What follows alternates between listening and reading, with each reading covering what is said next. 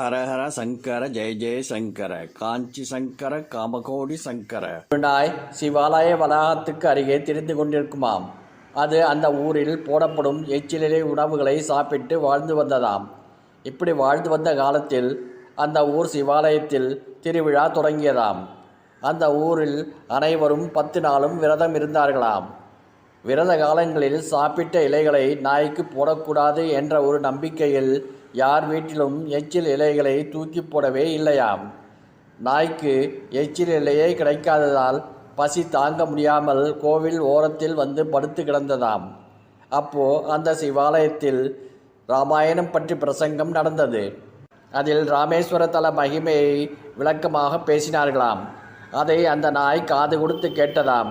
ஆஹா, ராமேஸ்வரத்துக்கு இத்தனை மகிமையா? எல்லோரும் போகணும்னு சொல்கிறாங்களே, நாமும் இப்படியே எச்சிலை பொறுக்கி தின்ற காலம் கழித்து விட முடியுமா என்ன? போகிற வழிக்கு ஒரு புண்ணியம் சேர்க்க வேண்டாமா என்று எண்ணி 10 நாளும் விரதமாக இருந்து திருவிழா முடிந்ததும் ராமேஸ்வரத்துக்கு நடைப்பயணமாக போக வேண்டியதுதான் என்று முடிவு பண்ணி கொண்டதாம். அதற்கு ராமேஸ்வரத்தின் மீதான பக்தி அளவு கடந்து அதிகமானதாம்.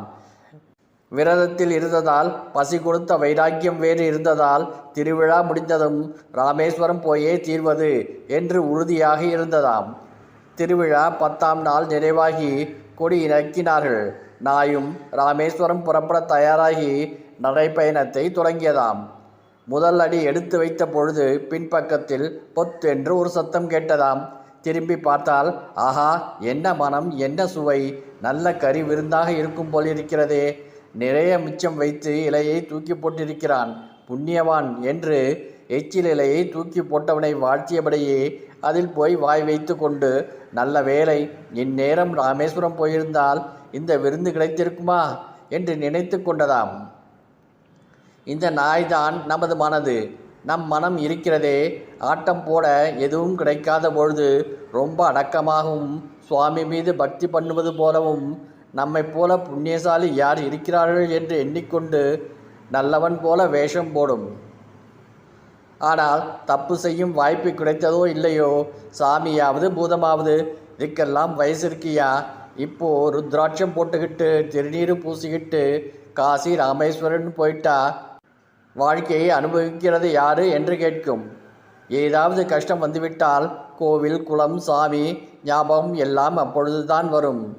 அந்த மாதிரி இல்லாமல் நன்றே வருகினும் தீதே விளைகினும் நான் அறிவது ஒன்றேயுமில்லை என்று சொல்லக்கூடிய நிலையில், எனக்கு நல்லது நடந்தாலும் கெட்டது நடந்தாலும் கடவுளே நீதான் பொறுப்பு என்று கடவுளை சரணடைந்து விட வேண்டும்.